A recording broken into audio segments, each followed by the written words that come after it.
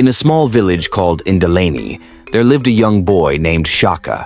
Shaka was only 12 years old, but he was very brave. He loved his village, the people, and the forest that surrounded them. The village was peaceful, but deep in the forest lived a powerful lion named Mfalme, the Lion King.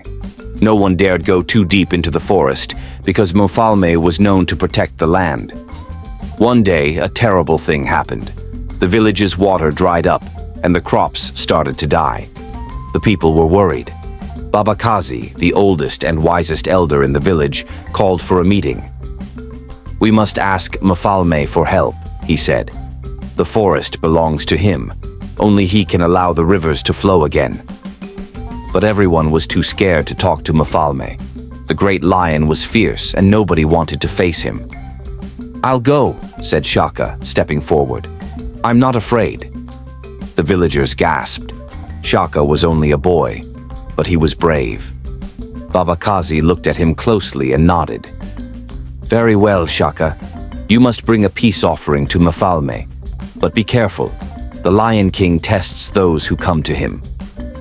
Shaka set out early the next morning. The forest was thick with tall trees, and the air was cool. Birds chirped in the distance, and the leaves rustled under his feet.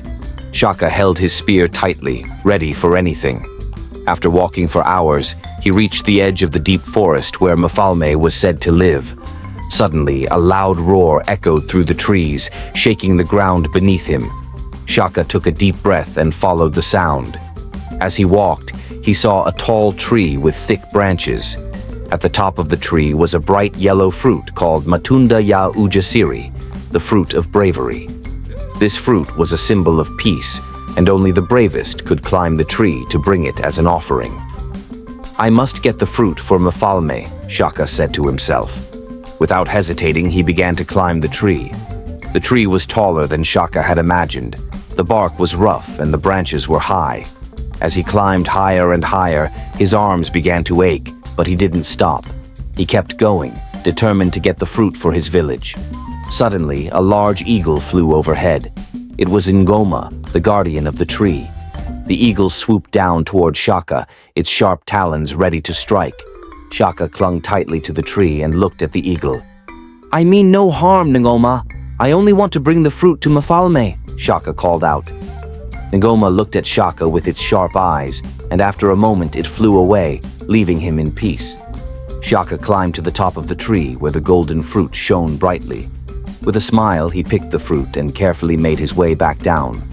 Shaka continued his journey, holding the Matunda ya Ujasiri tightly. As the sun began to set, he heard the roar again. This time, it was closer. Shaka walked forward until he saw a large open clearing. In the center of the clearing was Mfalme, the Lion King. Mfalme was huge, with a golden mane that shone like the sun. His eyes were fierce and his paws were larger than Shaka's head. But Shaka wasn't afraid. He stood tall and stepped into the clearing. "I have come to ask for your help, great Mfalme," Shaka said bravely. He held out the fruit in his hands. Mfalme looked at the fruit and then at Shaka. He stepped closer, his massive body casting a shadow over the boy. "You are brave, young one," Mfalme said in a deep voice. "But bravery is not enough. You must also be wise. Why do you seek my help?" Shaka took a deep breath. "Our village is suffering.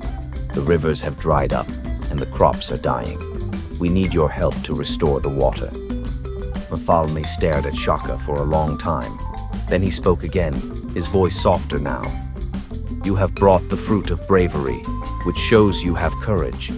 I will restore the rivers, but you must promise that your people will respect the forest.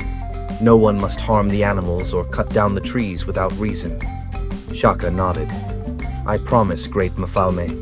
We will live in peace with the forest." Mfalme nodded, satisfied. "Go now, young Shaka. Tell your people the rivers will flow again." Shaka hurried back to the village with the good news. As soon as he arrived, the people gathered around him. "I spoke with Mfalme," Shaka said proudly. "He has agreed to help us, and the rivers will flow again. But we must respect the forest and its creatures." The villagers cheered. and Shaka became a hero. The very next day, the rivers began to flow once more, and the crops grew strong and healthy. From that day on, the people of Indaleni remembered Shaka's bravery. They honored the promise he made to Mfalme, and the village thrived in harmony with the forest. Years passed, and Shaka grew into a strong young man. But one day, trouble came to the village again. A group of strangers arrived, hunters from a faraway land. These men did not respect the forest. They set traps and hunted the animals without care. Shaka knew he had to act. With a small group of warriors, he set off into the forest to confront the hunters. When they reached the camp, Shaka stood tall and brave. "You must leave this land at once," Shaka said firmly. "This forest belongs to Mfalme, and you are breaking the peace." The leader of the hunters, a tall man with a scar across his face, laughed. "We are not afraid of any lion," he said. But just then, a loud roar echoed through the trees. The ground shook as Mfalme appeared from the shadows, his golden mane glowing in the light. The hunters froze in fear. Shaka stepped forward. "Leave now, or face the wrath of the Lion King." Seeing Mfalme, the hunters turned and fled, knowing they could not stand against the power of the lion. Shaka returned to the village as a true hero. The people knew that he was not only brave, but also wise and strong. He became the leader of the village, guiding them with courage and kindness. The story of Shaka and Mfalme was told for many generations. Children grew up learning that true bravery is not just about facing danger, but about protecting what is right and respecting the world around you. And so, the village of Indaleni lived in peace with the forest, knowing that as long as they respected the land, Mfalme, the Lion King, would always protect them. Did you enjoy Shaka's adventure with Mfalme? If you loved this story, don't forget to give this video a thumbs up and subscribe to our channel for more exciting stories filled with bravery, action, and fun. Tap the notification bell so you never miss a new story. What did you learn from Shaka's bravery? Let us know in the comments below. Thanks for watching, and see you next time.